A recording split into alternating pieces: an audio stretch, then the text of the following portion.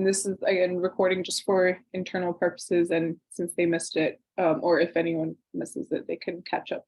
Okay, cool. Hi, everyone. Thank you for joining us for our second to last ACE meeting. So our next one is in March, and it's going to be our last one. We'll make it in person, and we're really going to just focus on how we can, take from everything that we learned in the last month's meeting with each other and talking with each other, and continue implementing it towards ways that we can be involved in activism, not just Palestinian, but in general.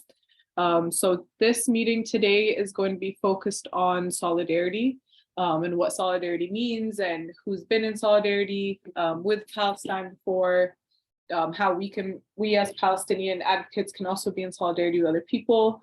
So the way we're going to split up for the agenda for today, we'll just do, I think we'll skip the check-in just for the sake of time. We kind of did hellos already. We're going to start with you all defining solidarity and letting us know what it means to you. We're going to have an activity for that. And then we'll talk about who's in solidarity with whom. And then we'll end with some community organizing scenarios and what solidarity in practice can look like, with you guys answering some scenarios like we did last week. So to start with, what does or could solidarity look like? Solidarity, support, or just being an ally, and what that means. We're going to, let me see if I still have it actually. We're going to do something on Jamboard. I'm going to stop sharing. Actually, I'm going to keep sharing. Have any of you used Jamboard before? I have, yeah. Okay. So I put this link in the chat. If you guys, okay, good. If you guys can open the link in the chat, and then I'm going to share my screen on the actual, I opened the wrong thing. On the actual Jamboard, so we can see your answers as they come up. And the first, so what I want you to answer is these questions, right? What can, I think we'll start with just what does it look like? So the way I like to answer questions using all 5 of our senses, basically, I think some of you know this if you've been in other stuff that I facilitated, where I think just like textbook definitions are never enough to really embody what holistic and full solidarity or allyship or support or just anything really means when talking about social justice. So I want to think with our senses. So let's start with, what can or does solidarity look like to you? So just, and we can take this as literal as you want, as metaphorical as you want. Could literally just be, it looks like me seeing a Palestine flag, right? Like someone not Palestinian holding that. So what you can do in case you haven't used it is you can get a sticky note. The hell do I know how to use this? And then yeah, you click on it, you type something. This. Can't type today, and then you just hit save, and then we'll all be able to see it as your answers come, and it's anonymous, and you can feel free to say whatever you'd like. So let's just start with, oh, you can also like draw or use a text box or things like that. I'm not very creative, I just go to sticky note, but feel free to do what you want. So what does solidarity look like? Excuse me, Abir, it says view only for the Jamboard. For me, it's not even like letting me, like it says the file isn't found, or sorry, unable to open the file at this time. But I think that might be because of my own thing. I just made it view. Let me try to send you the Okay, yeah, now I can edit it. Thanks. let me try it again, maybe with this link. Okay. You need to be signed into Google, I think, to be able to use it. So that might be why also. Yeah, it worked now with the second link. Perfect. So we'll start with, what does it look like? And then we'll make different decks for each one.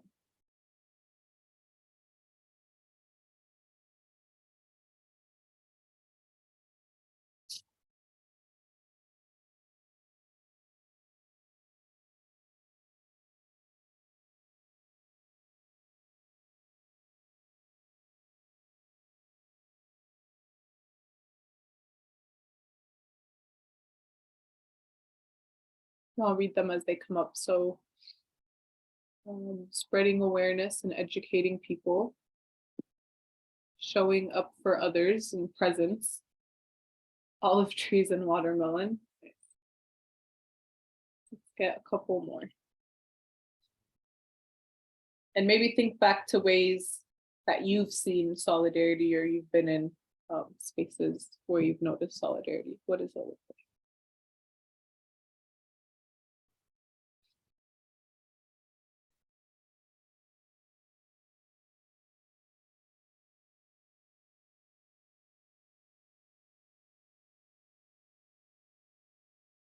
Standing for cause.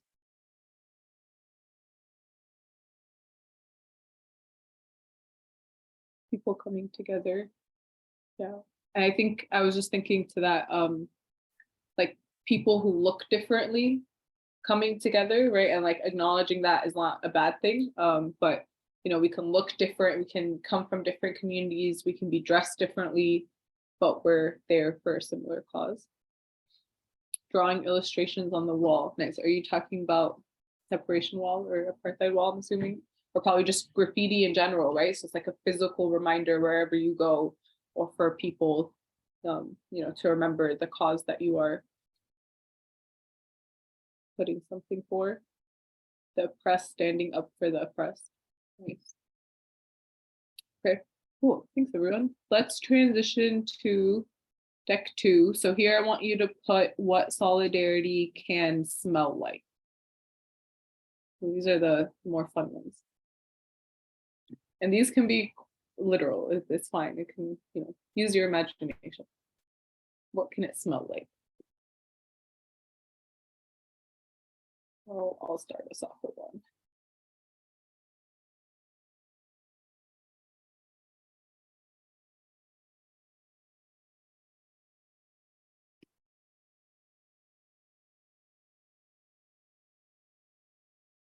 I can't spell today. I've written too much.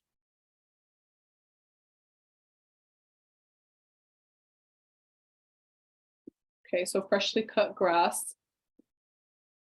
I wonder, whoever put that, can you, if you're comfortable, expand on it? That's interesting. Oh, that was me.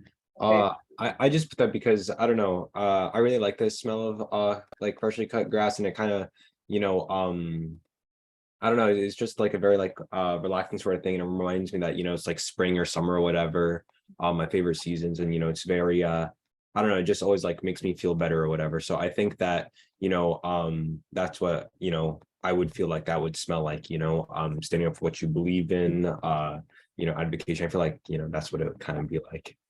Yeah, no, that's great. That's exactly, I think that's how we, yeah, that's what thinking with our senses, like what is a scent that makes us feel good and how do we tie that to solidarity? Because solidarity makes you feel good, right? So that's cool.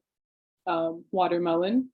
I put cuisines from or food from different cultures all in one room. So like smelling different, you know, spices and aromatics. And to me, like that means that, you know, everyone is together and food is always like food is a way where especially communities of color always come together and gather, and best conversations happen around food. Anyone else? Maybe one or two more.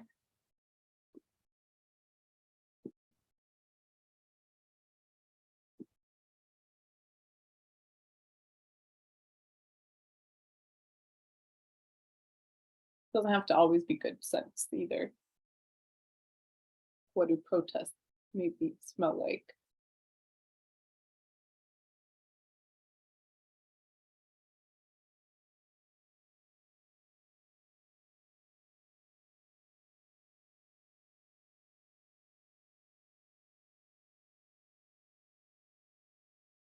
Yeah, tear gas. Unfortunately, lots of protesters get tear gas. But usually they're doing something right for a good cause. Okay, cool. Let's move to what can it sound like? What does solidarity sound like?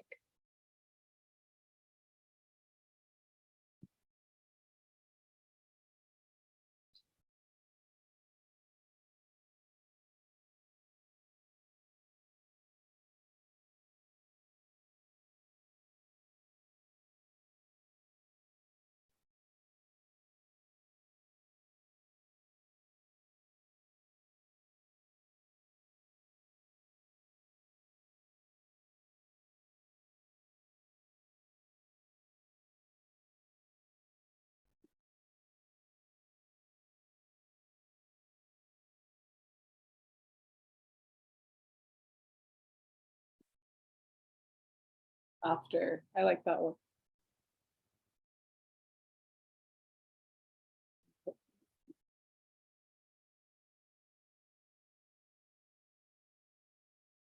Chants, drums, protest in the streets, megaphone. I think those are, I thought that one, those are similar.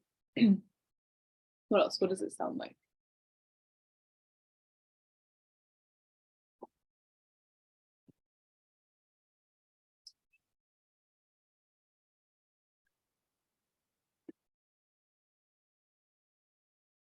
It's a good one. Worldwide silence except for a single voice. So that's interesting. Okay.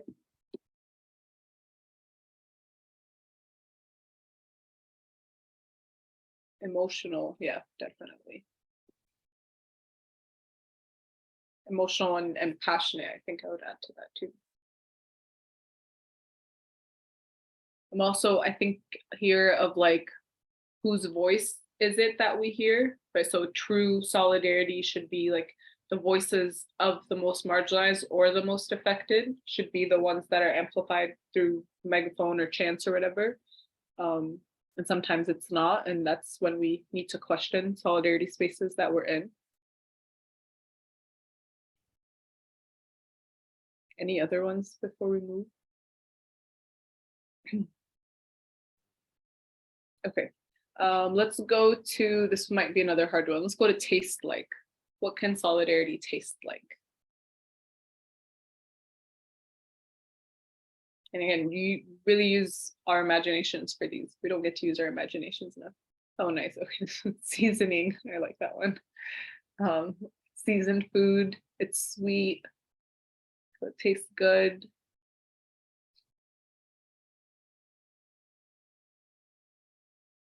Sweet and savory. Yeah, diversity.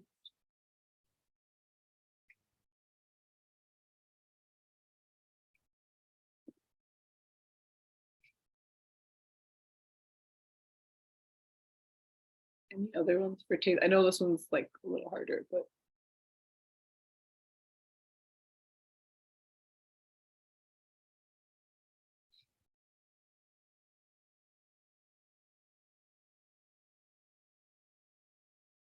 tastes different in a good way. I like that one.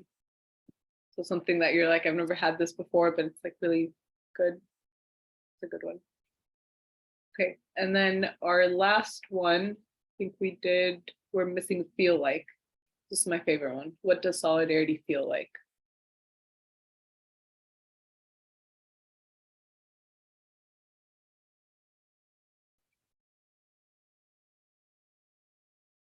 Empowerment.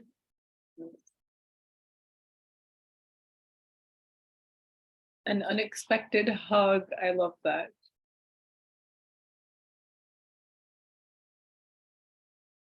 I'm just gonna put, it feels good.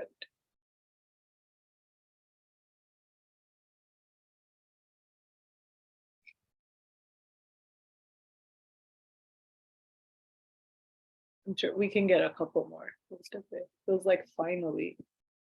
This one reminds me of like liberation. I feel like and that's good, right? We could think solidarity as like freedom and liberation, like a it's like a sigh of relief, like your shoulder, you just get to like actually relax.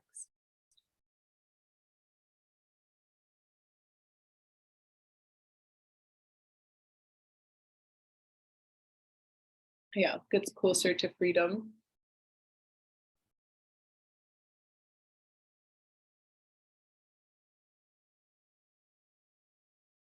Any other ones?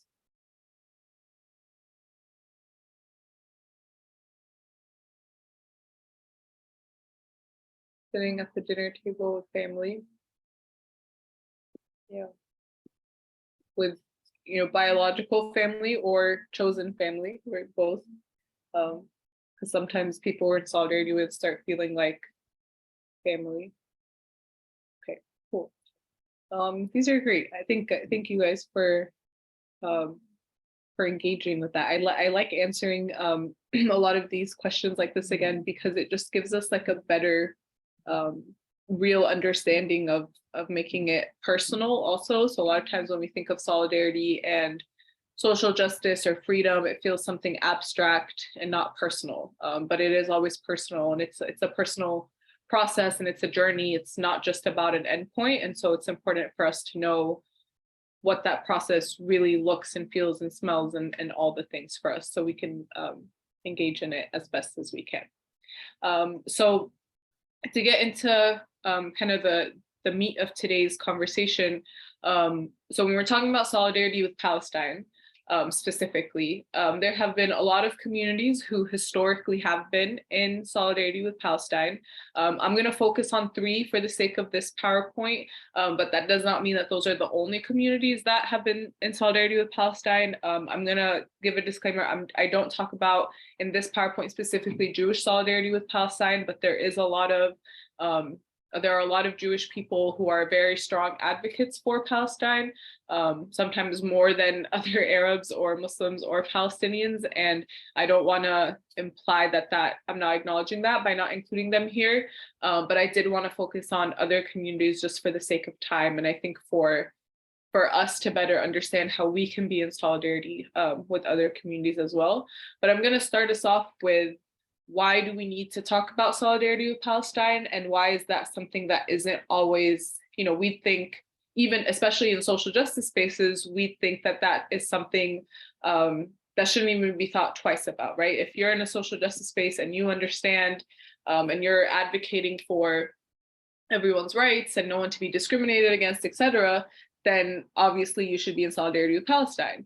But unfortunately, and I've experienced this a lot in more institutional social justice spaces, especially in like universities and academia, where like you'll have these like diversity, cultural centers, and we get to talk about any and all identities and any and all social justice issues. But whenever it comes to Palestine, there's a hard stop because there is something called being progressive except for Palestine, which really comes from a lot of the very intense Zionist fear tactics and fear mongering. So for those of you in Freedom is the Future or for Hope, we really talked about that this week of what are the different ways that people repress Palestinian advocacy. What are the myths and the ways that the Zionist lobby uses, especially like, for example, calling someone anti-Semitic if they critique Israel, or, a lot of things that make people afraid to learn about or to very unapologetically be in solidarity with Palestine, even though, they can vocally be in solidarity with other identities. So challenging this progressive except for Palestine framework has become a call from American left and other social justice movements to extend their politics to the issues of Israel and Palestine and apply the same like decolonial social justice theory that we engage in to also include the liberation of Palestine. For example, when we're talking about the settler colonialism of this country, of the United States, and the way that Indigenous Native Americans were affected, we can also think of the way that, think of it in the same way as what Israel is doing to Palestine. And we're going to get into that in the next couple of slides. So Progressive Except for Palestine is a book that was co-authored by Mark Lamont Hill and Mitchell Pitnick, who it's a great book if you're interested in reading it. It's a bit more advanced, but I think you guys can handle it, or you can try and we can always talk through it. We have them at PAC if you'd like to buy one. I also want to remind you guys the Ahit Tamimi book, They Called Me a Lioness, is also still at PAC for you guys to pick up. So I just remember that. Please make sure you pick one up. But if you're interested in reading this book, let me know, and I think we can engage in it together. But I want to show you just a clip of their interview about this, where Mitchell Pitnick, who is a Jewish person, and you'll hear him talk about his journey of how he really started to be critical of this progressive except for Palestine narrative. I mean, to deal with the question, I actually was one of these people that is in the title of the book. I was a progressive except for Palestine.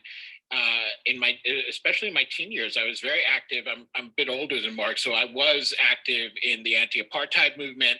I was active on a whole range of issues: Cuba, Central America, In those days, this is like in the Reagan years, so Nicaragua was a big deal. El Salvador was a big deal. And I was doing a lot of this work, and I really did believe that Israel was different.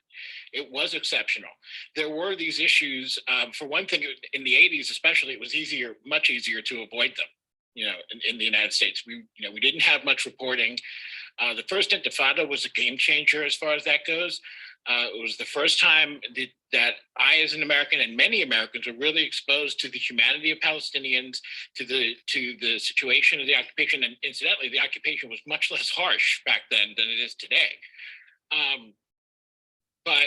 So over a great many years, actually, from up until pretty much the end of the century, I was studying and learning and finding out more, and finally going over there and seeing what was going on. And actually, it was one of the more surreal things to me was how many people said, well, you went to the West Bank, you went to Gaza.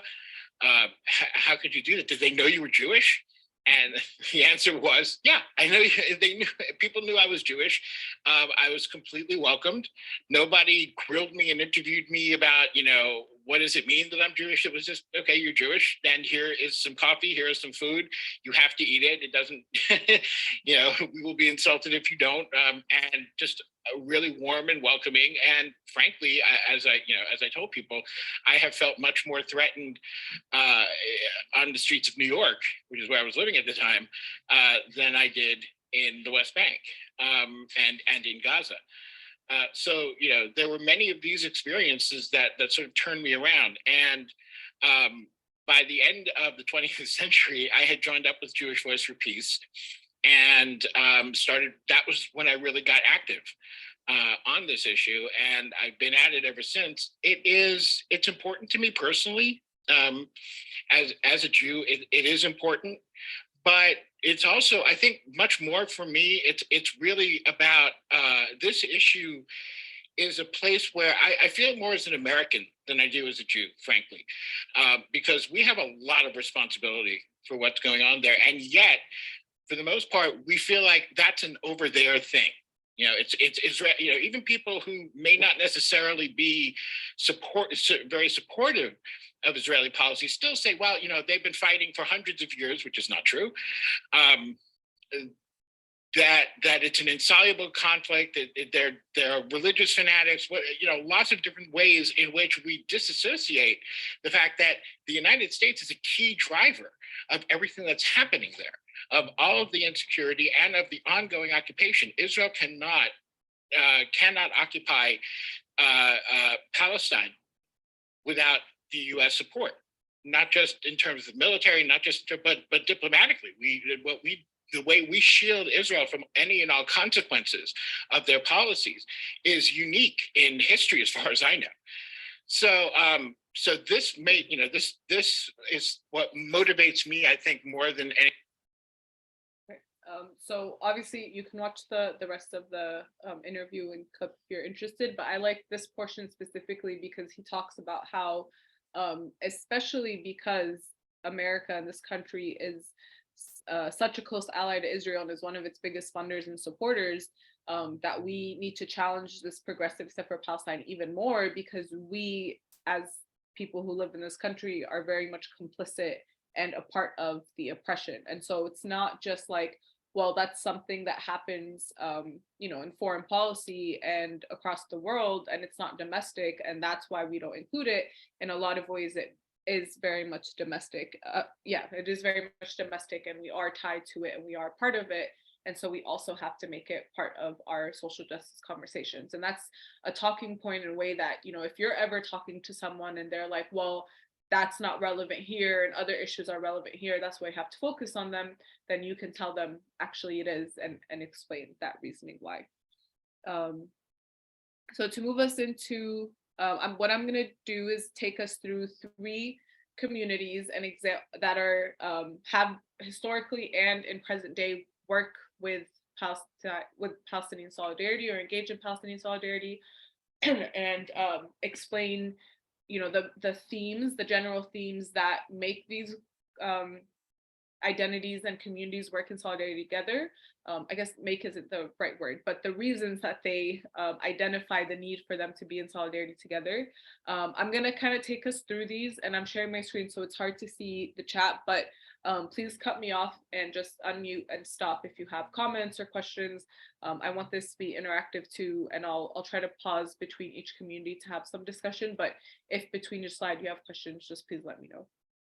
So to start off with, and I think the one that is most well known is Black Palestinian Solidarity, which is not new at all. The Black Palestinian Solidarity dates back to the 1960s with conversations with civil rights movement civil rights movement leaders like Malcolm X and MLK and other historic Black figures.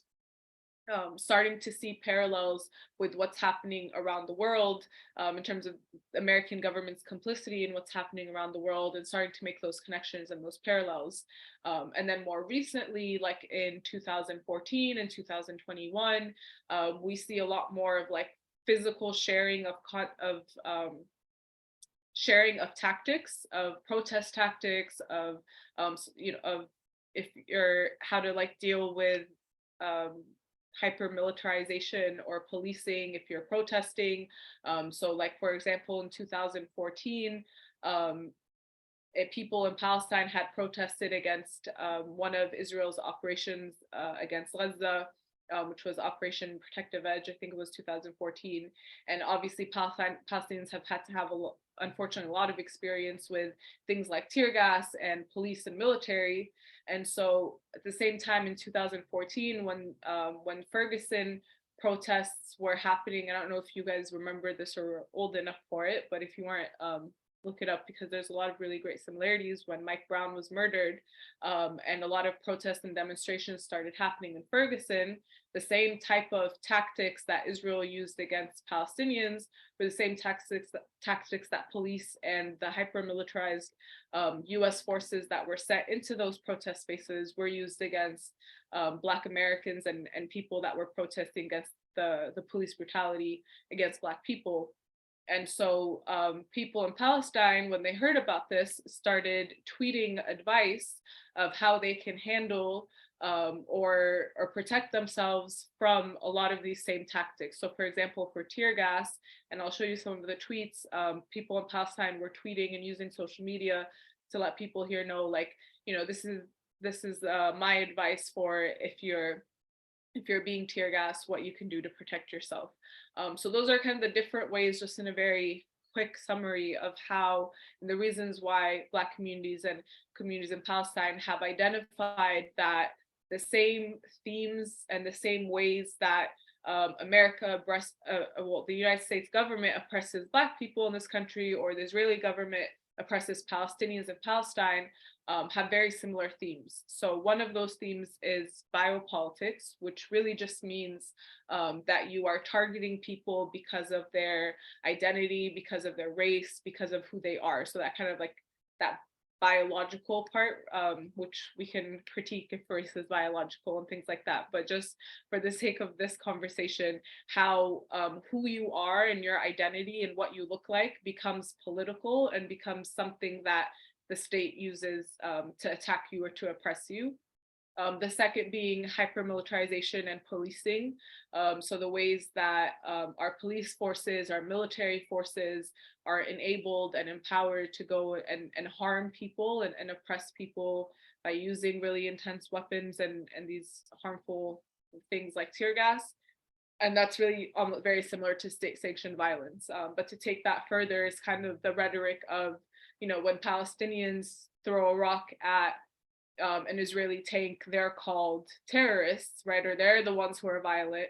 But the Israeli tank isn't violent because that's tied to a state, right? So because it's tied to the protection or the self-defense myths of Israel, then it's allowed, but Palestinians aren't allowed to resist. So very similarly here, where, we always find a way to justify why a police officer did what they did with a Black person.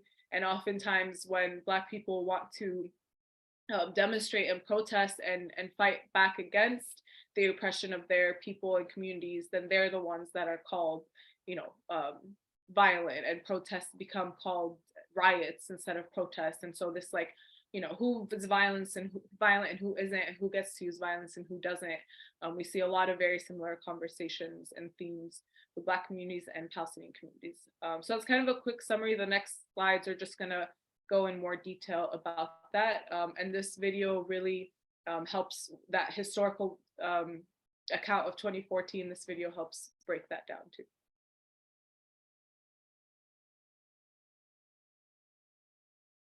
What do Gaza and Ferguson have to do with one another? If you ask the Black and Palestinian artists and activists who just released a new solidarity video, a lot. Prominent figures like Miss Lauryn Hill, Danny Glover, and Alice Walker came together in this 3-minute video with one strong message. When I see them, I see us. Harassed, beaten, tortured, dehumanized, Stopped and frisked, searched at checkpoints. administrative detention, youth incarceration. The poem highlights the similarities in the violence and struggles faced by both communities. Palestinian legal scholar and organizer Noura Arikat got the idea for the video during the summer of 2014 when Gaza was being bombed and Ferguson erupted in protests after the police killing of unarmed 18-year-old Michael Brown. I asked her, what's the significance of solidarity between Black Americans and Palestinians? The point is not to compare oppression. Blacks the world over have suffered from a legacy of racism much deeper than the contemporary Palestinian struggle. But the point here is that solidarity is a political decision on how to resist and how to survive in our respective fights for freedom. And it's a solidarity movement that has been steadily growing. Earlier this year, activists from groups like Black Lives Matter, the Dream Defenders, and the Black Youth Project 100, among others, took a historic trip to the occupied West Bank in Israel. The purpose of the trip was for young Black leaders to connect with Palestinians living under Israeli military occupation. So what are the parallels the two communities find in common? Here's what Detroit-based writer and activist Christian Davis Bailey, who co-wrote the poem in the video, told me. One of the biggest parallels I see between Black and Palestinian people is that we're each fighting really large systems of racism, militarized control, and state control. And we also see that violence against us is justified at the same time that our protests are criminalized or demonized. And one of the on-the-ground campaigns between Black and Palestinian solidarity groups targets G4S, a British security company that provides technology for American and Israeli prisons. Already, they've seen major institutions like the Bill and Melinda Gates Foundation, the United Methodist Church, and Columbia University divest from G4S. So can joint solidarity campaigns ultimately lead to policy changes?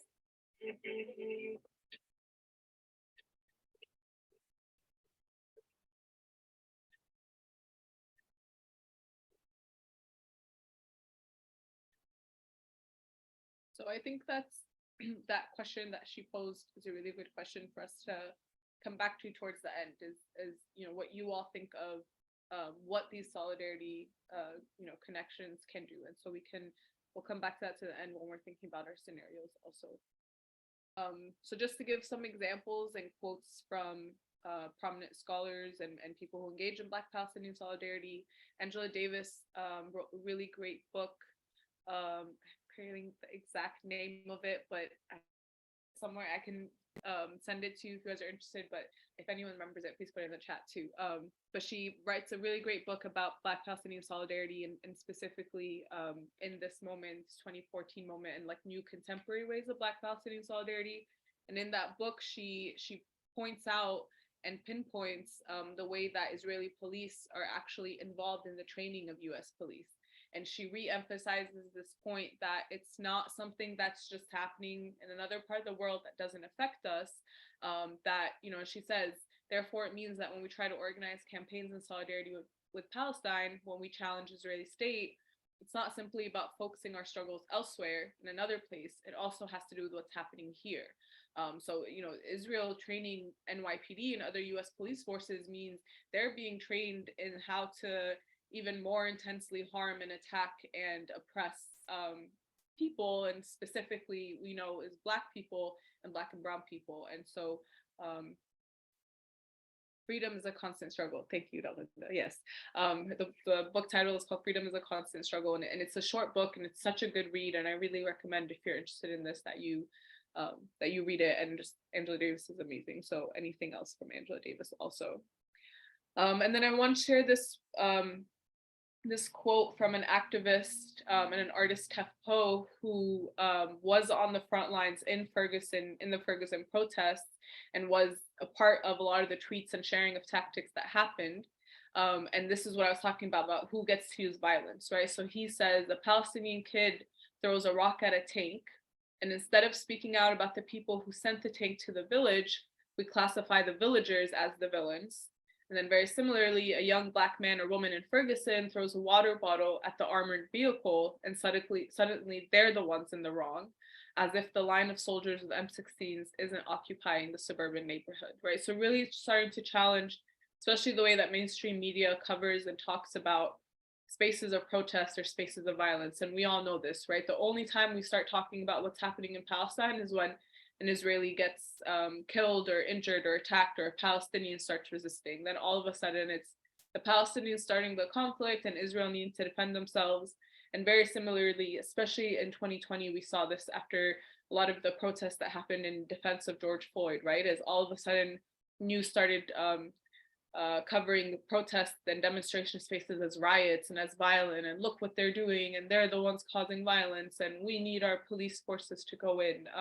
Unfortunately, a lot of people really believe in that, but it's up to us to kind of be critical of that logic, because we know how much, very similarly, how it happens against our community. And I really like showing this picture here when talking about Black Palestinian solidarity, because you can see, right, like this is a young, and I wouldn't say man because they're boys, right? And that's another thing, is who gets to have a childhood and who gets to be called a boy, not a man, but a young youth or boy in Ferguson, and then a young boy in Gaza.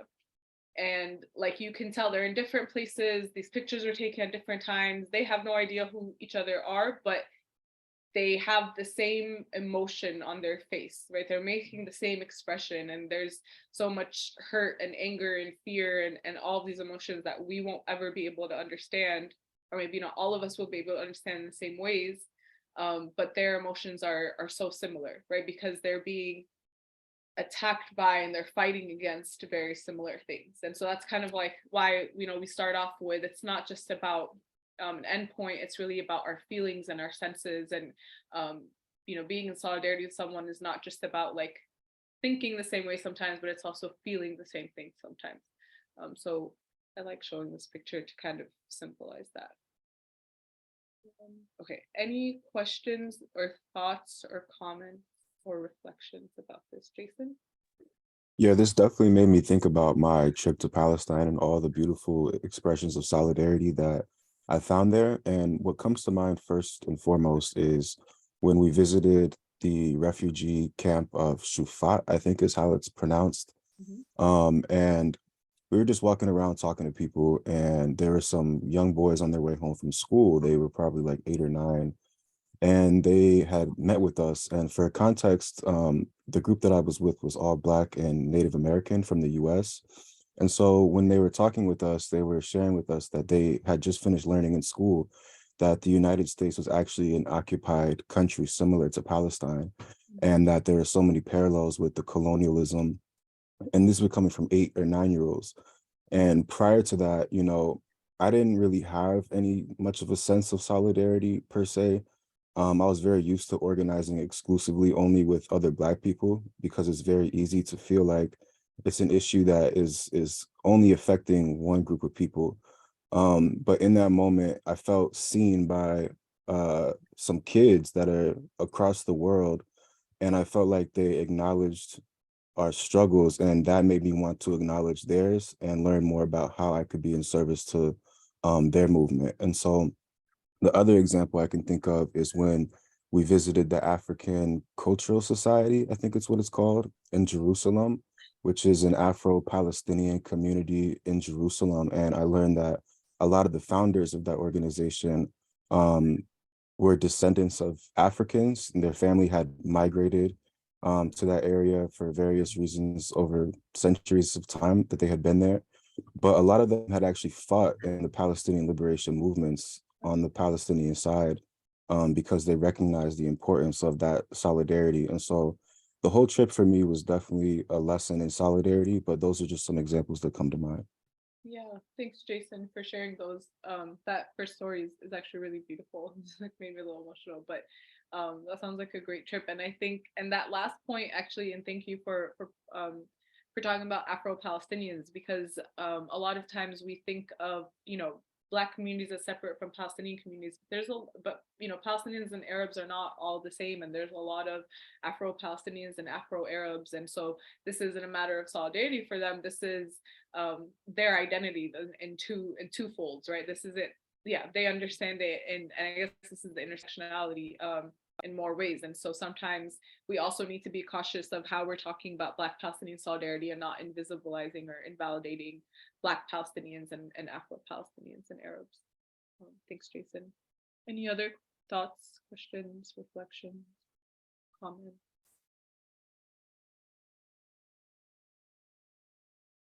Okay.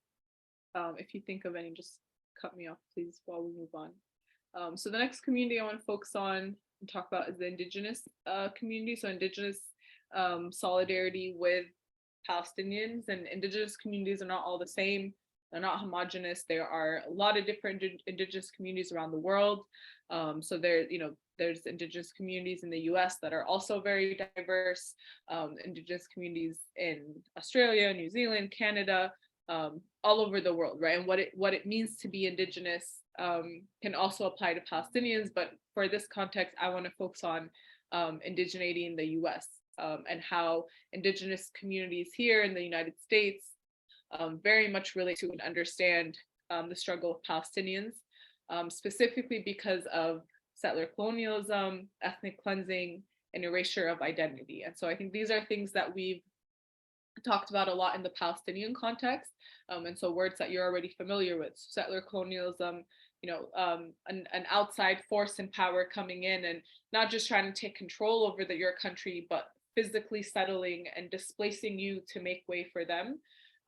That's exactly the history of this country, right? And unfortunately, we're not taught that until you grow older and you start getting critical and you have to read it for yourselves. But we're taught of like, yeah, one day Christopher Columbus came and he discovered this land, right? And even that word discovering, as if it didn't exist and there weren't people here.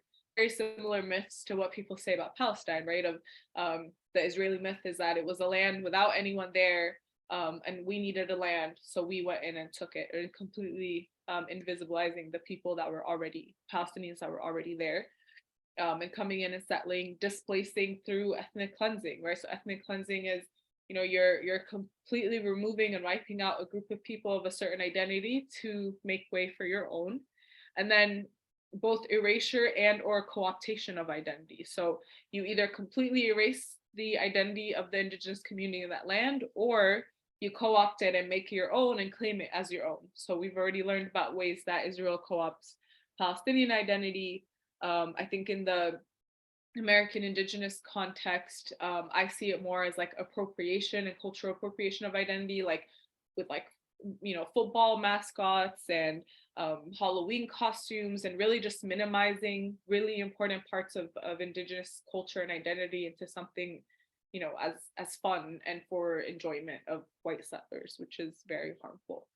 So those are the three main themes, and very, very similar contexts for Indigenous Palestinian solidarity. So you can see that's not exactly the same themes for Black Palestinian solidarity, and that's not to say that Black communities and Indigenous communities aren't also in solidarity with each other. All of these themes tie back to larger themes of, white supremacy and colonialism and violence and, capitalism, et cetera, et cetera. So I don't want to say that they just work in different spaces, but there are different themes that connect different communities together. And for Indigenous and Palestinian communities, it's definitely themes of settler colonialism, ethnic cleansing, and erasure of identity. So I want to show this video. I always love watching this video. This was solidarity from Indigenous communities to Palestinians during a rally for Palestine in Houston. And so I think I really like this because this kind of goes beyond performative solidarity and allyship, where sometimes it's just like, yeah, of course I support you, but people aren't showing up, they're not doing the work, they're not fully offering something meaningful to the cause that they're in solidarity with. And here, Indigenous people, they offered and performed more of like something very personal to them and to their culture at this rally. And I think that makes it an even deeper and more beautiful connection. And they're wearing kufiyas.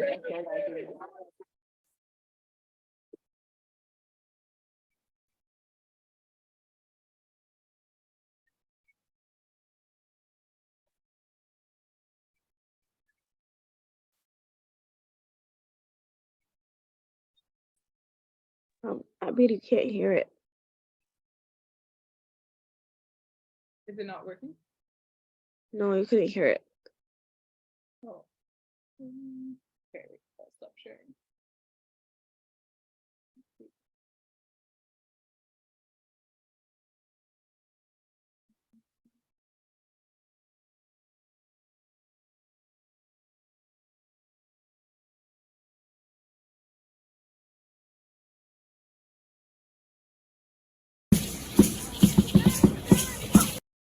Wait, let me replay it.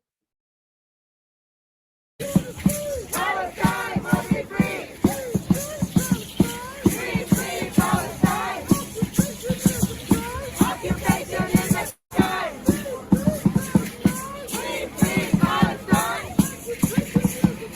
Occupation is a crime. From the river to the sea. Okay, so it's just a nice little showing of solidarity at a protest space. This is a visual, so two parallel visuals. If we're thinking about, and I usually actually have this paired with the United States visual of the way that the land was taken from indigenous communities and made into the United States. I'll try to find that and add it here, but you could see like similarities in physical land that is lost. And I think that's the biggest similarity between Palestinian communities and indigenous communities is, this, again, all of this Palestine and then the blue coming in and really taking over either through full control or through occupation, and, taking the yellow away and bringing the blue in to make it Israel. It's very similar to, if you and you can just Google it, like you can look at a map of indigenous land that was lost through the creation of the United States, and you can see how, if we look at the map of the US, there were indigenous communities all around, and then what it is now and where indigenous communities were forced into the reservations or communities if they didn't assimilate into what is now the United States. So very similarly, right, if you didn't end up in the West Bank or Gaza, there are a lot of Palestinians in the blue part that is Israel and have to live under Israeli rule in a different way. So to end, I want to show a little clip of an interview we did with some, or not weird, a conversation we had with some indigenous people who are in solidarity with us through PAC, and we kind of interviewed them and asked them. And we did this during November to debunk Thanksgiving, right? Because there's this, again, the myths and how we're taught about Thanksgiving. And so we did this to highlight indigenous struggle in this country, and then also talk about the parallels between being indigenous here and being indigenous in Palestine. I don't know, the link isn't working.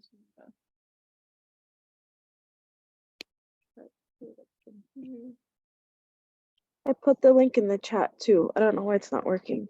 Yeah. Because it's working on my laptop. Let me try to send it to you in another way. 1 second. No, so I'll just pull it up. Here, I'm gonna send it to you. It's right here.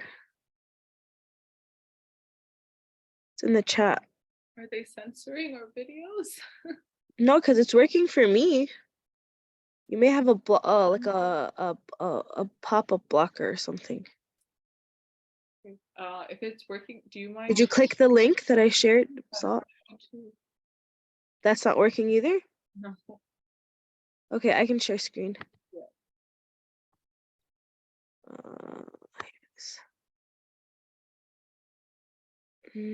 What was the timestamp? Just make sure I have the sound. Share screen. 12:50 to 16:40. 12:50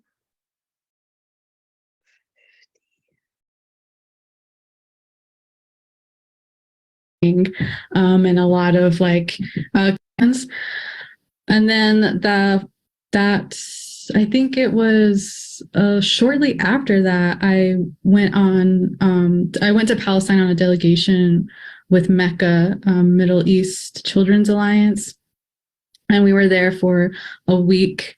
And pretty similar to Dee, you know, when I got there, I was just like, whoa, I feel like I'm on the res. Like, I don't like, it just felt like familiar, very familiar. And I think the only difference was that, you know, here in the US, like settler colonialism is very like sneaky. And if you don't know what you're looking for, you miss it. But in Palestine, it's very like visceral. There's no like, there is no like attempt to hide the oppression or the violence. Yeah, it's just very visceral. And I think like despite that though, there was also just like, I mean, I don't want to romanticize it or anything, but there was also just like a really strong like culture of resistance there that I had like quickly identified as well. And that is what made I guess that's like what kind of like, I don't know, like lit a fire like in my belly, I guess, where I was just like, oh my God, like they're totally like unafraid to, you know, like call soldiers like settlers to their face. And there's like these grandmas out there who will just, you know, come out into the street and just, you know, continue to tell the truth, protect children, protect their homes. And yeah, so those were some of the things that I had that I guess like really stuck with me. And I try to kind of like I try to like, I don't know, like bring some of that energy here and in the work that I do with Red Nation and Red Media, especially just having that uncompromising commitment to truth. So that's Red Nation. And with Red Media, I'm the program director of Red Media. So Red Media was formed in 2020, kind of like during the pandemic. And basically Red Media serves as like the media arm of Red Nation. And we center Indigenous storytelling, Indigenous like intellectual traditions, and we tell our stories on our own terms rather than having it told by, you know, through the settler perspective. Yeah. And I mean, we're still fairly new, and Red Media is, you know, working on some things. So hopefully next year we will have like a book program that I'm developing, in which we want to get, you know, political like themed books or just like Native books in general to like Native schools, Native libraries, community centers, youth centers, stuff like that. Yeah, so that's me. Thank you. Yeah, we can there. Thank you. So the reason I obviously I think, you know, you all should watch the entire Facebook Live if you weren't on it. No, I think you were on it, right? Or I know you're always on Palestine Monday, so you should also sign up for our Palestine Monday because we have a lot of conversations like this. And Alda, if you want to share anything that you remember from that conversation that stood out, please do. But I wanted to share that part specifically because a lot of times we talk about the similarity of our struggles, and that's what brings us in solidarity together, which is true and valid. But I also like this, what she pointed out of like the inspiration that we get from each other's communities, and that solidarity is also about, you know what, like look at how unapologetically unapologetic they are in their resistance, and they're calling out settlers to their face, and I want to, you know, have the same confidence to do that here. And so sometimes you just need that like that emotional backing, having each other's back, and just reminding each other that, you know, it's okay to resist, and learning from resilience. And especially, you know, Palestinians, I think, teach a lot of the world how to stay resilient, how to resist, and so do Indigenous communities and Black communities and all communities being oppressed. And so solidarity isn't always just about the ways in which we struggle, but solidarity is also about the ways that we resist and the resilience we can learn from each other and use together and individually. So I like that part. And then also the second part of, you know, a lot of the things that, you know, they're doing through their organization are similar things we're doing at PAC and a lot of communities, because our narratives and our true stories and histories aren't going to be taught in the mainstream. We need to find ways to do that. And so whether it's through a book program or through a podcast or through this course or other classes that we do, a lot of our communities are engaging in similar ways to hold on to our identities and to, you know, teach and educate about the truth of what's happened to our communities. So that's another way that we can also learn from each other and grow. So any comments or reflections or thoughts about Indigenous communities in the US and Palestinian Indigenous struggle?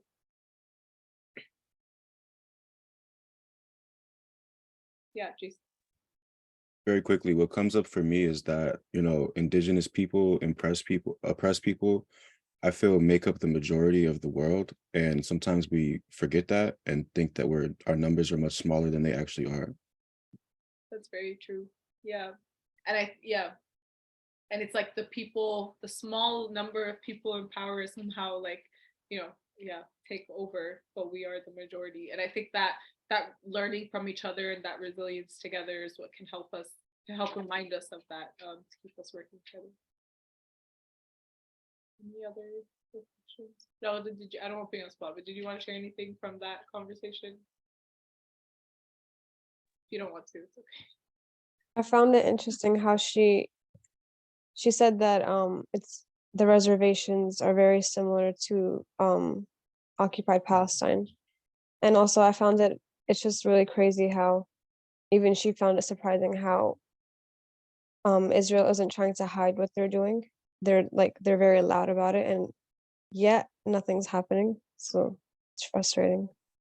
Yeah, it's very frustrating. And it's, I mean, I get maybe the US does it in different ways. And obviously, you know, we compare the US and Israel a lot, but they do have some differences. And I think that the way that settler colonialism is, I think the time period is important too, because, you know, Israel is newer than the US. And so, yeah, maybe that is why. I'm not gonna lie, I had a moment of intense pessimism when I was reading about just like the history of like indigeneity in this country, and I was like, it's literally so much of the same things that we're talking about happening in Palestine, and I couldn't help but feel this like, oh my God, is this, you know, same thing gonna happen? But I think, again, solidarity is important because we can learn from each other and kind of uplift our spirits that way.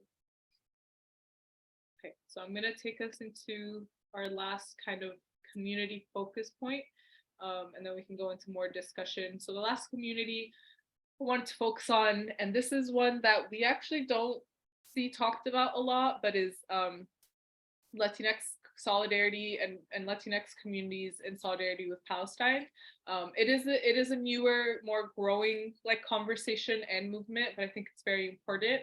And the themes of, you know, these two communities in solidarity together are more along the line of control of borders, and so thinking about, you know, the legitimacy of borders and who puts up borders against whom and to keep who out, freedom of movement, and identification. So what are the ways that, for example, undocumented people in this country, not to generalize that all undocumented people come from the Latinx community, there's a lot of Arab undocumented communities and it's diverse, but predominantly, and not to take away from Latinx struggle of undocumented people, like identifications, right? So not being able to have an ID card if you are undocumented, and how that hinders where you're allowed to be and where you're allowed to go.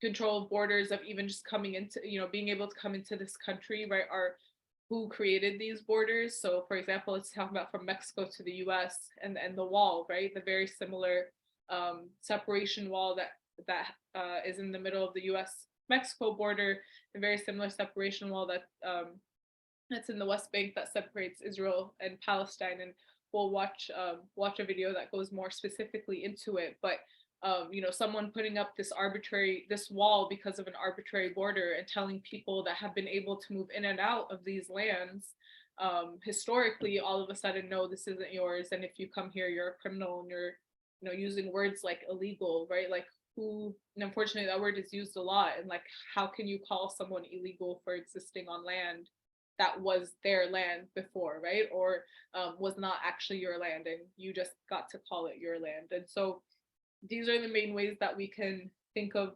ourselves in solidarity with Latinx communities and specifically undocumented communities, but also, thinking of who is racialized in different ways in this country too, because of who they are and stereotypes and things like that. So this is, I think I might have given it away, but I wanted to show these two images, and I wanted to see if you all could guess if these are the same wall, they're different, which is which one is Palestine, Israel, which one is US-Mexico border. And you can put it in the chat which one you think. So which one do you think is the left, and which one do you think is the right?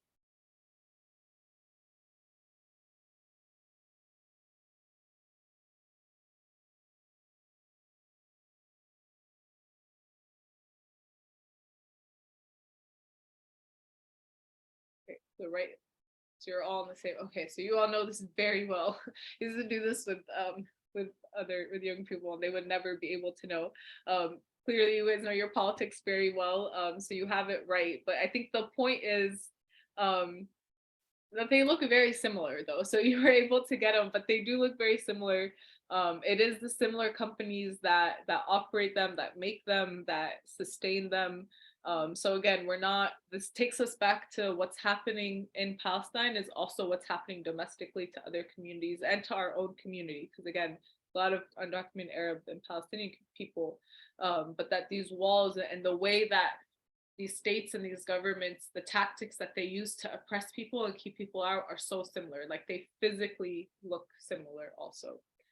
So that's always a good connection to make for other people when they're like, why should I care about Palestine? And then just, they don't hide it, right? So like we were just talking about before, Israel doesn't really hide, and the US, especially with, Trump, I don't think exposed anything new. I think it was just finally saying things that the US did that they used to hide before. You could see this tweet by Benjamin Netanyahu who says,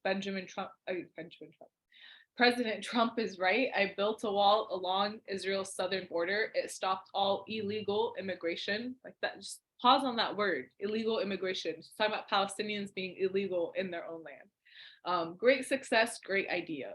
Just very, very white supremacist nationalist language. So Trump held up Israel's wall as a model for expanding the US-Mexico border wall and was cheered on by Israeli Prime Minister Netanyahu. The land split by the US-Mexico border wall is lined with towers patrolled by Israeli weapons manufacturer Elbit Systems, while Israeli companies Elta and Magal and Occupation Proctor Caterpillar are vying for contracts to get their hands on the wall. So Elbit System is a company that a weapons manufacturing company that both countries use. Caterpillar, the company of the bulldozers, also used by both to maintain and sustain. Yes, that was exactly. Racist minds think alike, unfortunately.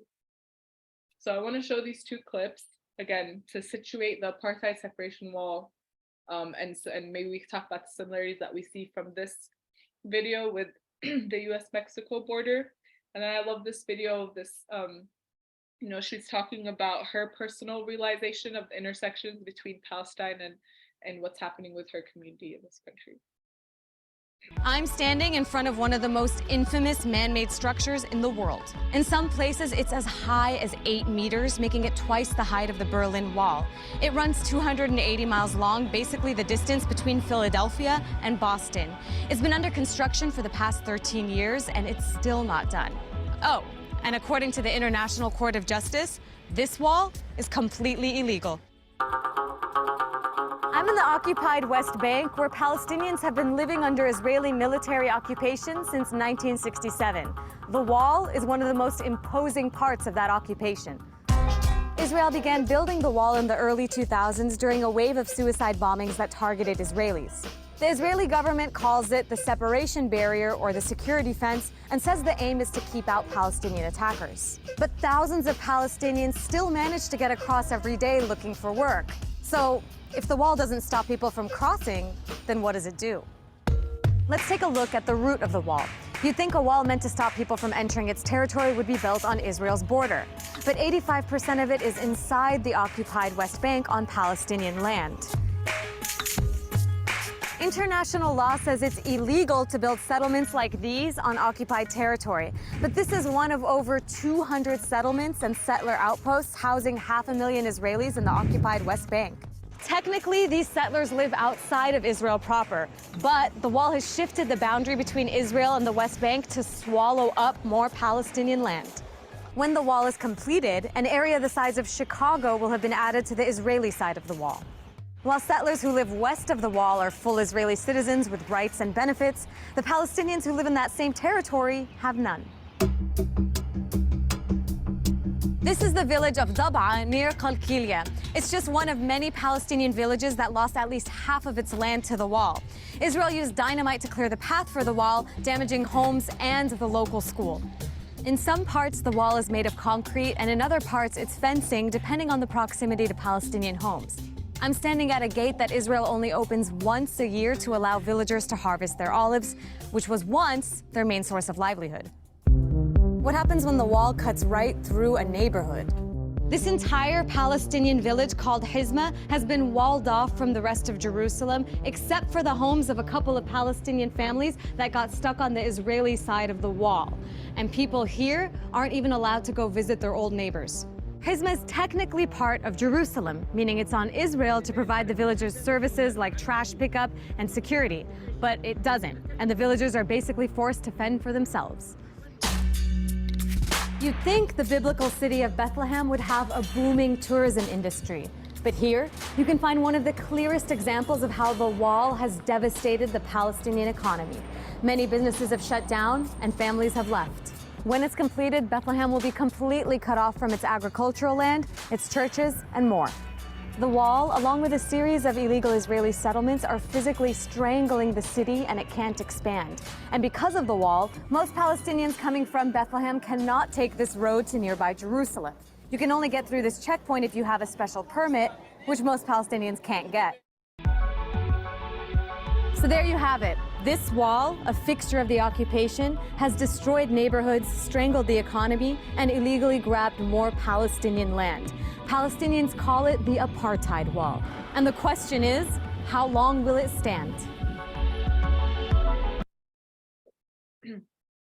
So that's very good and intense context about the separation of the apartheid wall in Palestine. I think I want us to just make sure we embody the same criticism when thinking about or when other people are talking about the US-Mexico border and the US-Mexico wall, and how so much of the same rhetoric used against especially Mexicans, but even Central Americans and just all of South America and Latin America, people want to come in, same rhetoric against Palestinians is used in, again, their own land. And so we'll watch this.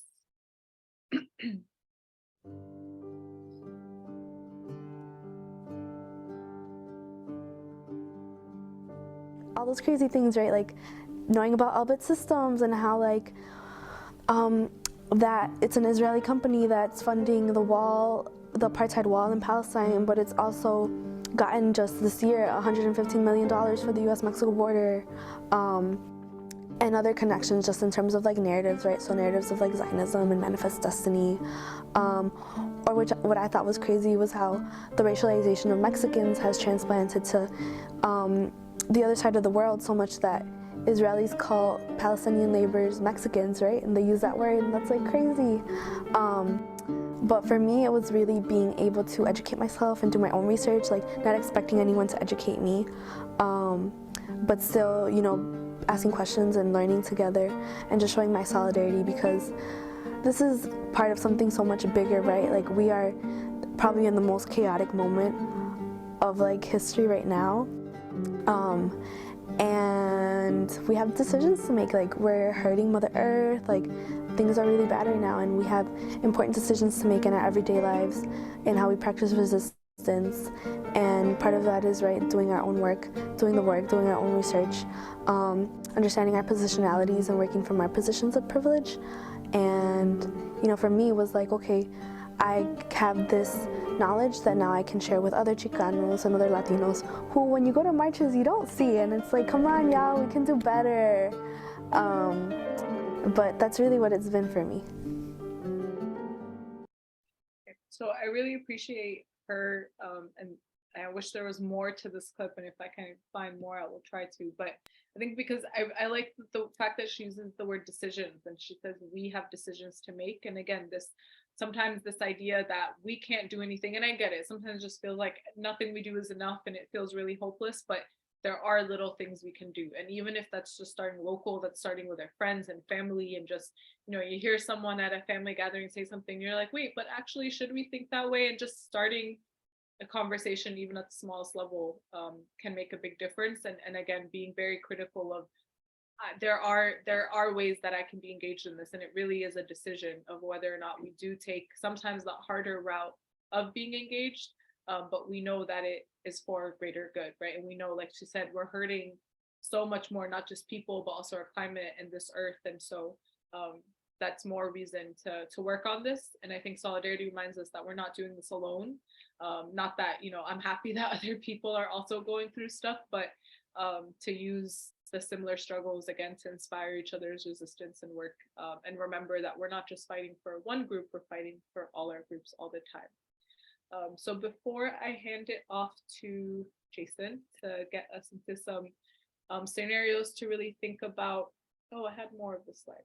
Wait, I'm going to show some more before I hand it off and open it up for some discussion. I want to show another way that both communities, our Palestinian Latinx communities, are also, you know, intertwined is through prison industrial complex and detention centers. So in thinking about like ICE and administrative detention centers that unfortunately a lot of Latino community or people in Latinx communities are thrown into, are also very similar to detention centers in the way that Palestinians are held in administrative detention too, in Palestine and Israel. And so that's another way that administrative detention allows military government to arrest and detain any person and hold them for a period of 6 months. And so around 500 Palestinians are currently in administrative detention. And there's a lot of similarities between, you know, this term again of who's illegal and illegality between both Palestinian and Latinx communities. And so when we talk about, you know, abolishing detention centers and what ICE does in this country, very similar again to what is happening against Palestinians. And then I wanted to end with some very inspirational pictures from Oaxaca, Mexico, of Palestinian solidarity. So, you know, we saw the images on the apartheid wall, and Palestinians used their artwork as a way to show their activism and solidarity with people, and then that's reciprocated, and people in Mexico also put artwork in. I'm sorry, my voice is not working, but put pictures of solidarity in Mexico too for Palestine. And so these were some pictures sent to us from someone who saw them that I think are really pretty and nice. Well, they're not pretty, but they're nice to see. Okay, so before passing it to Jason, any general comments, thoughts, questions, feelings?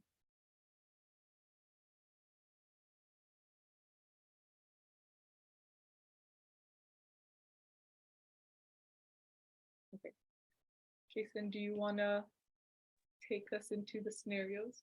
Yeah, happy to. All right, so we've been talking a lot about solidarity from a very broad, multinational, international perspective. I want to scale it down a little bit so we could talk about what it might look like on a community grassroots level, just so we all have a better understanding of some practical ways that PAC and other organizations can show solidarity with one another. But before we do that, I was hoping we could all just take maybe 30 seconds to look at this artwork here and then share a couple words or a sentence about what you see here.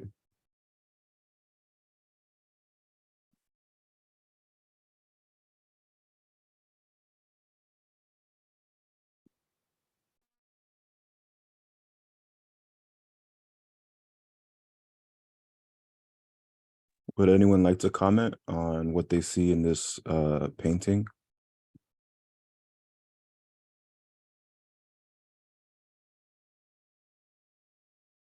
Feel free to just jump in. I think it means it looks like people coming from different backgrounds, and then they're coming in unity, because the white, I guess they're stars. It looks like like two hands shaking, like shaking hands. So it looks like people coming together in solidarity. Yeah, definitely. I can see that too. Any other ideas?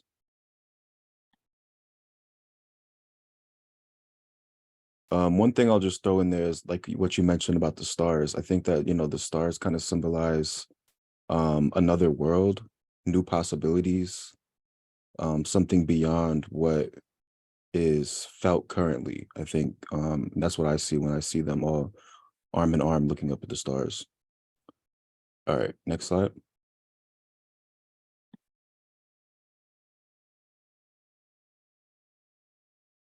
Sorry, I'm still muted. So we're just going to discuss two different scenarios. Abir, do you have the capabilities of splitting into two groups on your end or no? Yeah, like breakout rooms. Yeah, if we could just do breakout rooms, I'm just gonna describe the exercise first, and then if we could just do two breakout rooms and then make sure that me, you, and Rania are in at least one of the rooms. Okay. All right, cool. So for this exercise, we're just gonna discuss two scenarios like we did at our last ACE meeting for those that were there. And in the discussion of these scenarios, I want us to start answering some of these questions. For example, how can these groups build solidarity? Is this arrangement mutually beneficial? And why does it strengthen each organization? So just for some more context for each question, each scenario will have two different organizations that are doing work that is not connected currently. And so the question is, how can the groups work together to build solidarity? Is the arrangement mutually beneficial? Meaning, does it benefit both organizations, both sides of it, or is it just like a one-sided thing? And how or why does it actually strengthen each organization? So Abir is just going to split us up into two groups real quick. And if we could take, I think, 5 to 7 minutes just discussing this in our group about each scenario, and then we can report back. How does that sound? All right, cool. So Abir, as soon as you're ready to split us up.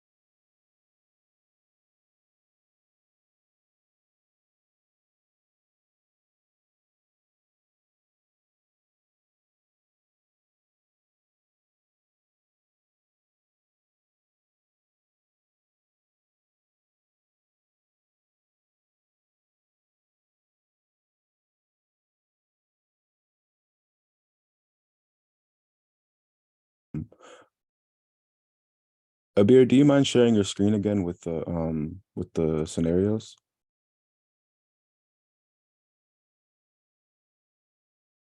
So we definitely should have clarified before we broke off into groups which group was doing what. I hope that the other group did scenario one. If we both did the same scenario, it's fine. We'll just talk about both. But did you all happen to do scenario one? Yeah, we did. Okay, great. So does anyone from group one want to report back about what you all discussed?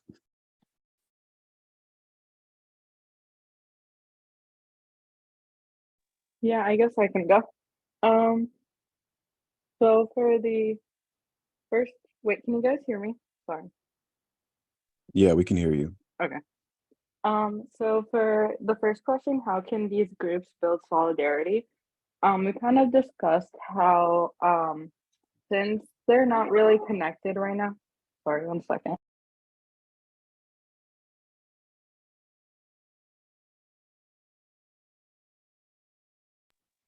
Sorry, I'm back. Okay.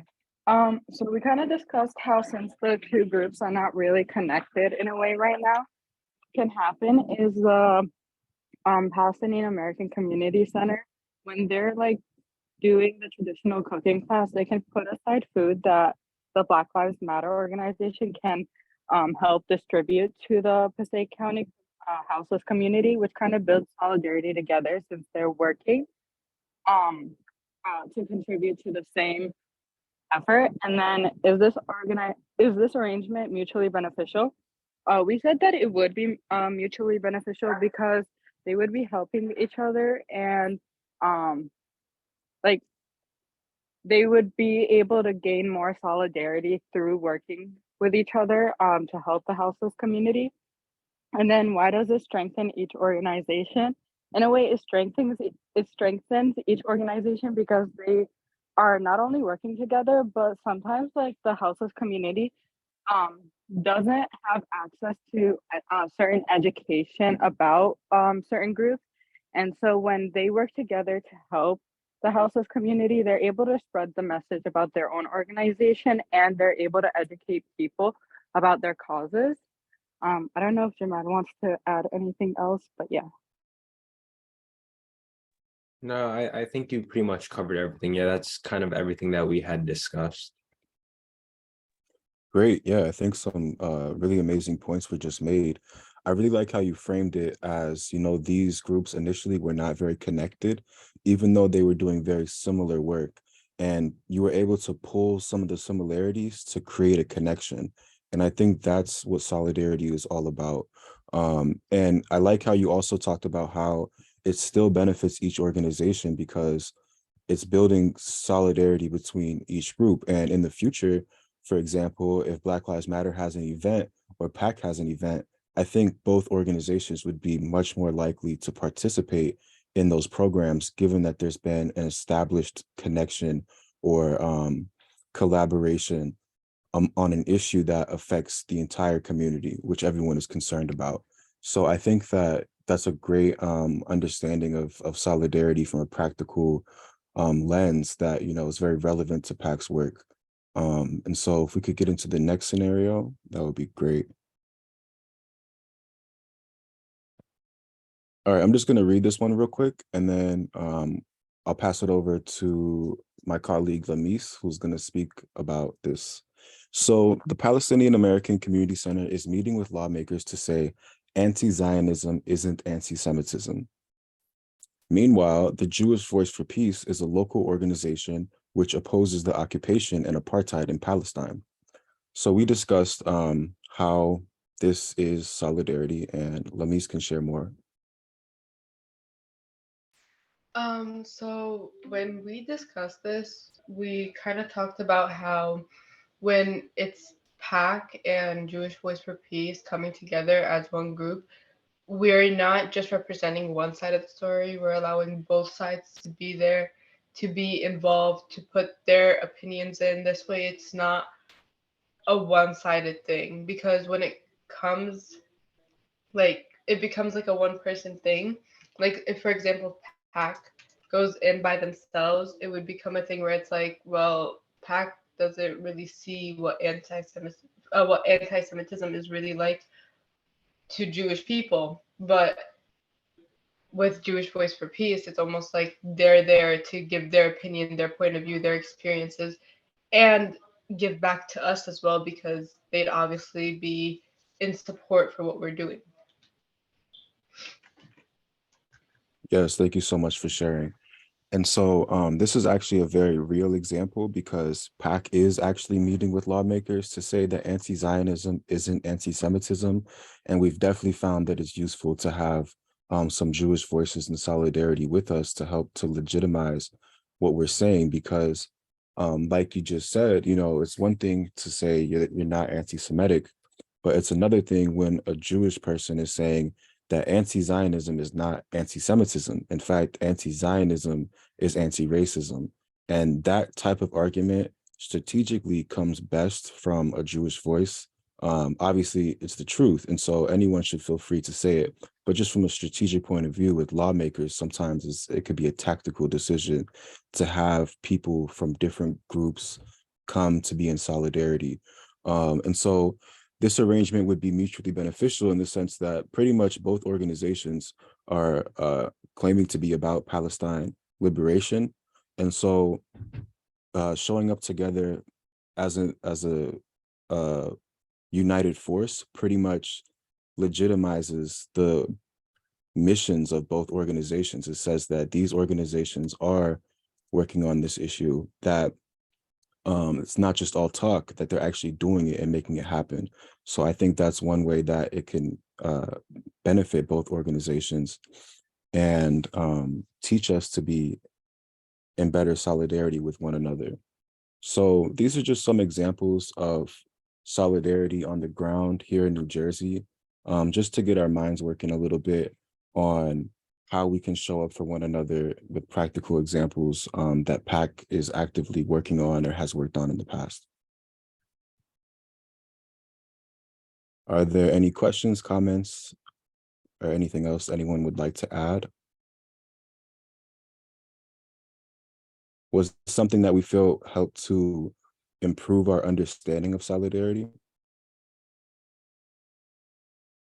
Yeah, okay, that's good. I'm happy to hear that. And then I'll pass it over to Abir if there's anything else that we're going to work on today. Thanks, Jason. I love those scenarios. And they're both very real, tangible scenarios. So they're good to get us thinking about them. That was everything we had for today. We actually went through it a little faster than I thought, but we have the time. So I want to open up if anyone has other comments or reflections, or maybe scenarios that you are curious about, or ways that we can show up for other people in solidarity that you're not sure about. Maybe we'll take just a minute or two to think, and then we can answer them if needed.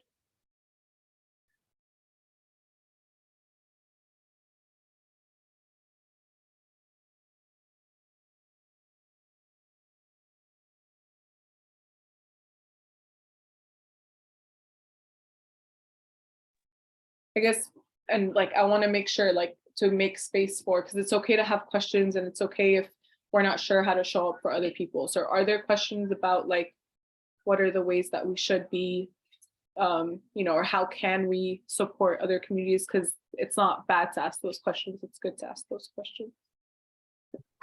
I have a question, but it's not like in regards to what you just asked, but so like when we're talking about solidarity, what would you say is the like more difficult part of it if we were to like kind of separate it into like one part being like actually finding those people who have those like similar principles or values or goals to kind of unify around that, or would you say that it's more so like doing something with that solidarity? Like, okay, you have all the people and stuff, and now it's about like, okay, now what are you going to do with that? Like with all those shared values or something like that. And then I guess also kind of similar to that would you say that solidarity is often centered around like a specific one thing, or around kind of just like, you know, a bunch of similarities that kind of bond people together? Yeah, I mean, I want us all to answer those questions. I think those are great questions. Personally, I think a lot of times you just can ask people straight up, like, let's say you're whatever space you're in, like, you know, I know you're heading to college next year. So, you know, there's like student clubs and student orgs, and maybe like you heard about one that you're like, oh, this might be a cool student org to work with. I would just ask the people there, like, what are your thoughts on Palestine? Do you know anything about Palestine? And or what do you think, well, you know, how do you define social justice? And I think by just asking people, like the answers that they give you will help you figure out like, okay, this is someone that I can work with, this is someone who shares my values and beliefs, or no, this is like a very like white supremacist thinking person, or not even fully there, but like, you know, maybe someone who's one of those progressive except for Palestine that we talked about. And then I think it's up to you with trial and error, and also, you know, figuring out what your boundaries are of, is this something that I engage with to educate them, to try to bring them to an understanding, Or is this like, there's really no way to come to understanding and I'm gonna go work with some other people or a different group. I think when it comes to Palestine specifically, for me, I've identified my like hard limits of like who is someone that I think I can bring into the conversation and is open to learning and is open to maybe being uncomfortable. If it's something more sensitive for them or close to them. But like if they can't acknowledge that Palestinians are being oppressed and that there's human rights violations and they aren't okay with calling it apartheid, I'm like, okay, like, where I'm at in my life, I don't have the energy to do that. But when I was younger, I didn't have the energy to do that. So I think that's also a personal reflection of where we're at, and then just talking to people, and then from their answers or from your conversations, figuring that out. And then I think the second question is, sorry, your second question. Wait, can you repeat your second question? I think I conflated them. I think I mixed them both. No, yeah, the second question was kind of just asking like would you say that solidarity is usually been built around like a specific like idea or goal or something, or it's kind of just more like shared bonds? I think it has to be both. I think there has to be a shared goal of like liberation for all people, and nobody should be oppressed by state sanctioned violence, or have to be all those. I think there has to be shared goals of what we don't want in life. That's kind of where my point of solidarity is what we're against should be for all people. What we each do culturally, identity wise, in our homes or families can be different, and that's totally fine. Like, we're not saying that everyone has to think and be and live exactly the same way, but for me, it's what are the things we don't want people to have to deal with. That is our shared goal in solidarity. I don't know if that makes sense, but I think a lot of times like we get stuck on like, but we all have to think, or we all have to be the same way, but I don't think that's actually realistic, and that takes away from people's uniqueness. I think it's just, what are the structures that we're not okay with and that we don't want anyone to be subject to. But I want to hear everyone's thoughts on this too.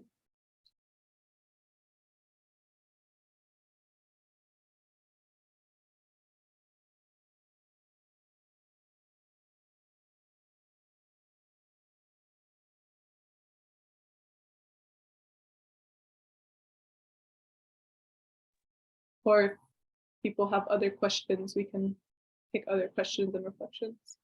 Hamid, you joined us towards the end. We finished what we have prepared. We're kind of just openly discussing what solidarity means, and just any questions about how we can be in solidarity with other people. If I can jump in, I think Abir raises a few good points, especially that we shouldn't necessarily romanticize solidarity. Like, solidarity can be difficult, and it's something that could require work.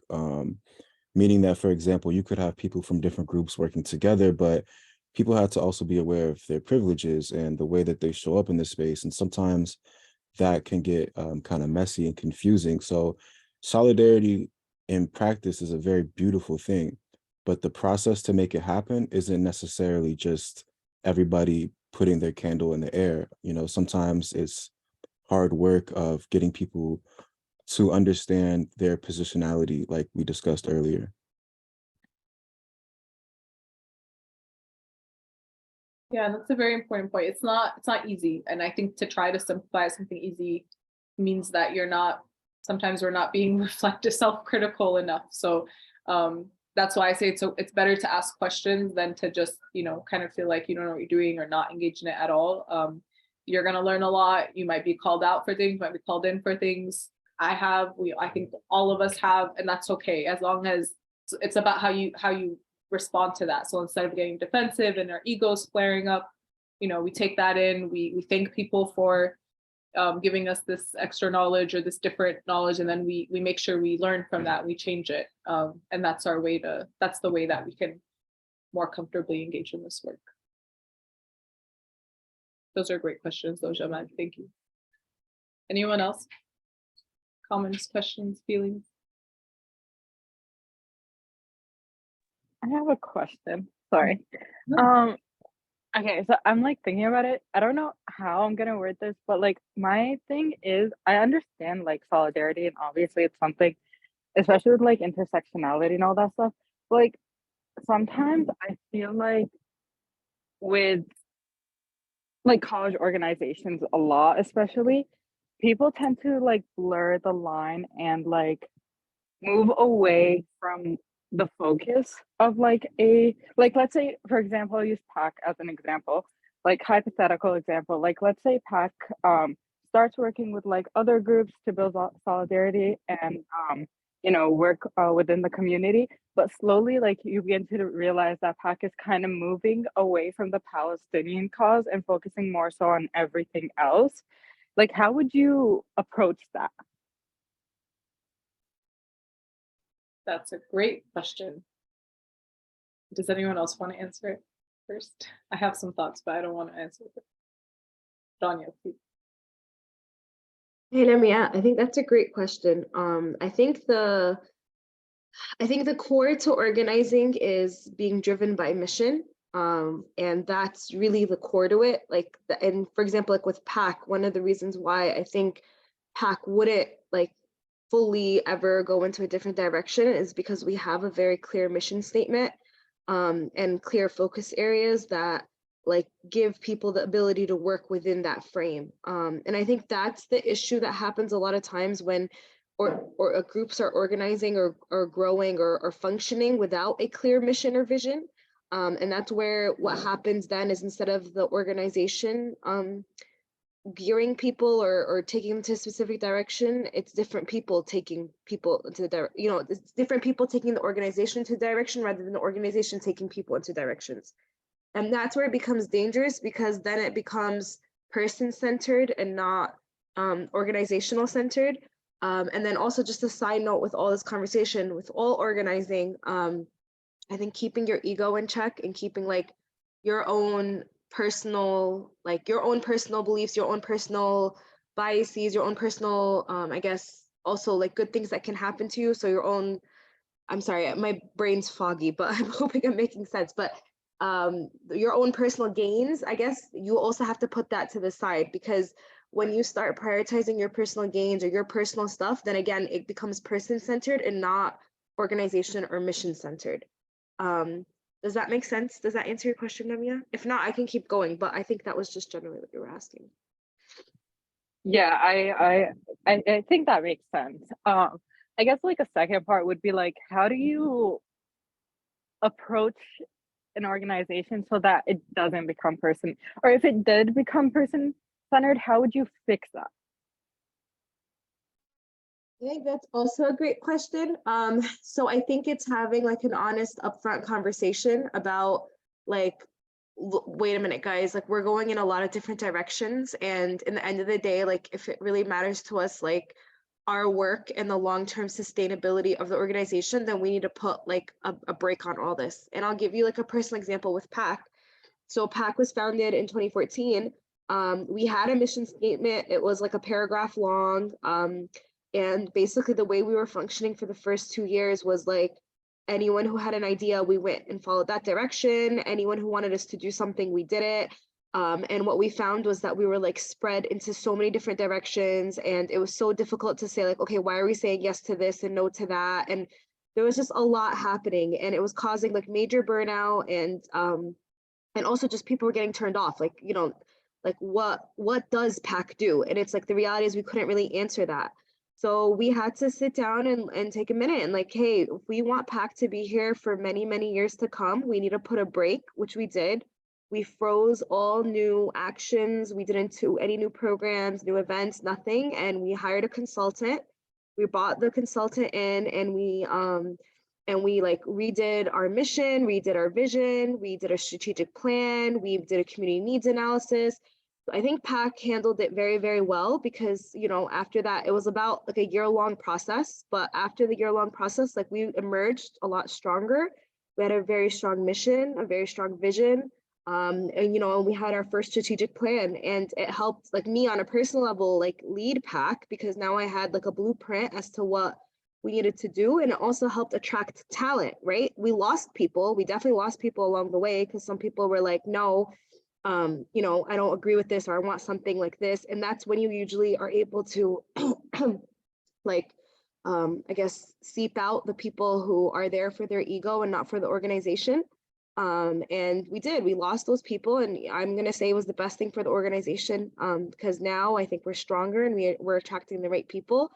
And we're continuously growing. And, now the strategic plan is something we renew every 3 years. And like, there's a lot of different processes in place. So I think to answer your question in short, it's you need to kind of put a break and you need to have like a larger conversation where it's like, we're not focusing on us, we're focusing on the, the long run of the organization. Does that make sense? Yeah, thank you. That was very helpful. Thanks, Danya. That was beautiful. I think the one thing I would add is also like to your first question, Namia, I think, so to keep on PAC's example, PAC can work in solidarity with a lot of other groups, but it's never going to become our role to lead the efforts of Black organizing or Indigenous liberation. And I think that kind of goes back to ego, and that kind of goes back to checking ourselves. Is our role is always to lead the Palestinian efforts. And of course, we work in solidarity with other groups, but it's never our role to take over to be the leads of them. And sometimes that's what happens. And that's where it's like, oh, we're focusing more on this and that. And if we have that self-awareness of what is the best way to be in solidarity and allyship without taking over, and that our first and foremost role and the voice that we should be, of is just the Palestinian struggle, not other struggles. So hopefully that's kind of what I think of too. But Jason and Danya, go ahead. Yeah, on that point, I just want to add that I feel like it's important to remember too that solidarity really has to be on the terms of the people that you're claiming to be in solidarity for. You can't really come in and say, hey, we're going to do this in solidarity, because the group that you're claiming to be in solidarity with might not actually appreciate that action. And so it's important to be grounded in the reality of what that community needs and how they would like others to show up in solidarity. And of course, it's okay to make mistakes, but, to be receptive to hearing when people are saying, hey, maybe this is not the best way that you could show up in solidarity. Maybe this would be actually more appreciated. Exactly. Thanks, Jason. Ron?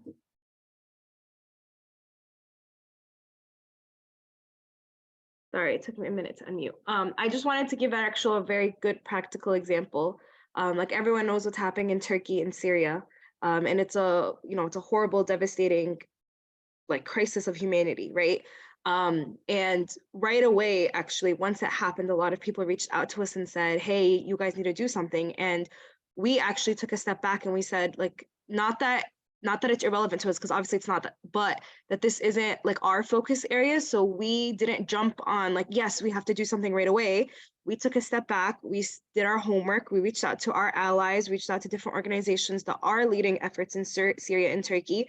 And we asked them at first, what's most helpful? And at first they told us just uplift the fundraisers that are happening, which is exactly what we did for the first few days. We just uplifted all the fundraisers that were happening. And then in the last day or so, some other activists were like, no, you know what, they're really in need of supplies if you guys can help us with a drive. And so we did, right? So I think that's also like a great example of solidarity, where it's not like, we jumped in and we're like, okay, this is how to solve your problem, right? Because we know we don't expect anyone to come to us and tell us like, this is how to solve your problem. We went to our allies, we went to our different organizations and different people and said, how can we help? And we helped them in the way that they saw fit, whether that be sharing a fundraiser or now we're actually collecting donations. So I think that's like a small example, but I think that's very relevant to your question.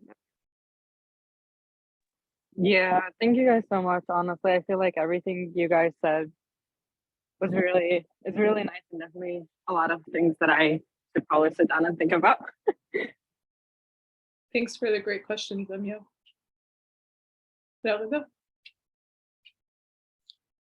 I wanted to ask, how should we encounter people who feel like being in solidarity with other communities isn't helpful, or people who have biases towards other communities for any reason? Like maybe elderly people like the past generations, they might have some biases. So how should we encounter them and to convince them that solidarity can help us and it's helpful?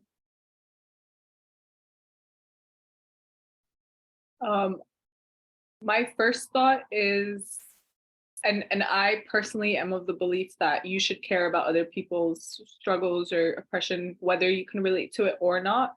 But sometimes for some people, the best tool is to relate, like for them to relate. So a lot of what we went through in the PowerPoint, for example, you could use those examples of like, well, but what's happening here is very similar to what's happening in our community in Palestine. And if we work together, right, it's what we're fighting is a structure and the same structure. So if we work together, we can get rid of that structure for both communities. So sometimes bringing that relationality is helpful, and then just reminding people that the structures that we are fighting are so intense, and they're very strong and powerful, and they work together, like the US and Israel works together. So why shouldn't we, but we need to also work together to be able to end everyone's oppression. So like the idea that our liberation is connected is very real. And sometimes, again, we should care about no matter what, but we have to figure out, we have to be strategic with how we talk to people. And so something I found helpful is bringing that relationality. And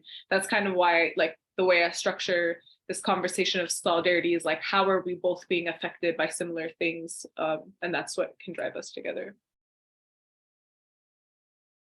Yeah, I would actually, to your question, if someone asked me that, I would push back by saying, what does it mean to be free if someone else is oppressed? It's kind of like the old saying of, no one is free until everybody's free. And kind of like what we talked about earlier too, at the end of the day, oppressed people make up the majority of the world. And so not only are we stronger in numbers and it's a tactical decision, but I think it's also just like on a human level. I mean, race, all this stuff is kind of made up. And at the end of the day, we're all human beings, and we should be able to see ourselves and others regardless of if they're from the same group or same place in the world as us. Yeah, that's a great point. And just piggyback off of it is like, what are our morals and values? And like, and let's say you're talking to Muslims, like for me, a lot of the reason I got into a lot of social justice work was a lot of my understanding of what Islam tells us to do as Muslims, and like Malcolm X, and like learning from other Muslims who engaged in social justice. Not that I don't think he would call it that, but just like liberation organizations. So that personal, like, well, what do you value, and what are your morals, is a really great question to ask people too. Thank you. Does anyone else want to have thoughts about that? Or want to ask anything else?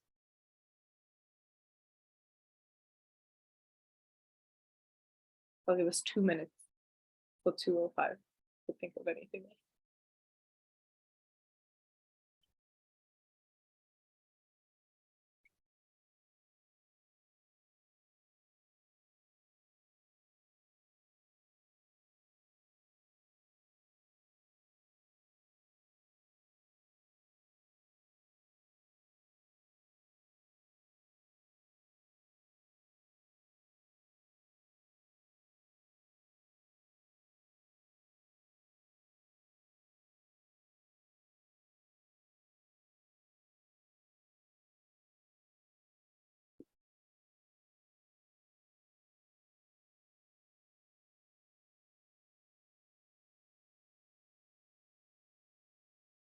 If there isn't anything else, I think we can end early, but I do want to make sure that everyone is present in person for our March meeting.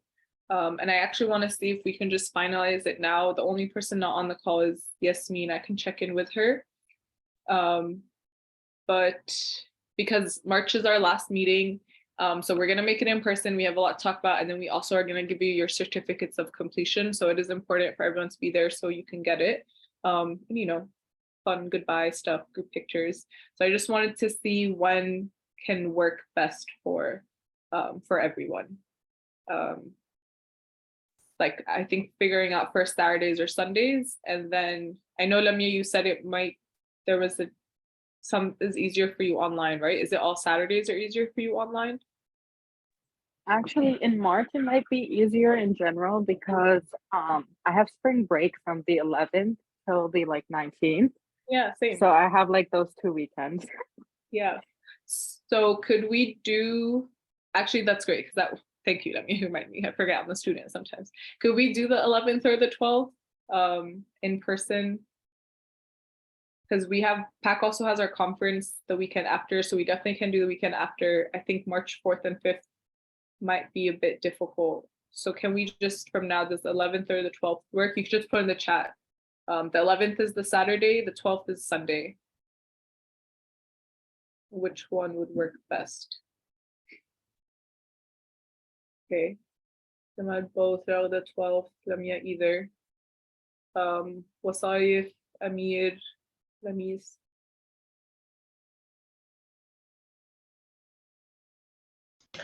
Honestly, I think I'm pretty available both days, so I think any day really works with me. Okay. Amir, do you still have the Sunday meetings in March? Yeah, I still do. And we're starting state soon for basketball, so I'm not even sure if like a time yet for the 11th. But when I find out, I'll let you know. Okay, if we do the 12th, and the reason I'm trying to get us on the 12th is Saturday at PAC is very busy and very crowded and very distracting, to be honest. So I prefer Sundays when we're in person because we have more space at PAC. I mean, if we play around with the time, could you make the Sunday work? Yeah, of course. As long as it's like around like 1ish. Okay, because I don't think our last meeting will need the full 3 hours. So maybe we do, for now, we say 1 to 3 on Sunday, the 12th, and then we'll go from there if we need to change anything. Does that sound good? That works for me. Great. Okay, I'm gonna write it right now. So March 12th, 1 to 3 p.m. Okay. I'll confirm for sure in the next couple of weeks, but for now, let's just put that in our calendars that that's when we're meeting next in person at PAC. Thanks all for a really great conversation today. I really enjoyed this. And again, we're having really, really great conversations that like all organizing spaces always, continue to have. And so if you ever have questions or want to talk more on specific points, please just feel free to reach out to any of us and we can continue talking. But thanks everyone. Have a great rest of your Saturday and a great weekend. All right, peace, y'all. Peace. Bye. Bye, everyone. Bye.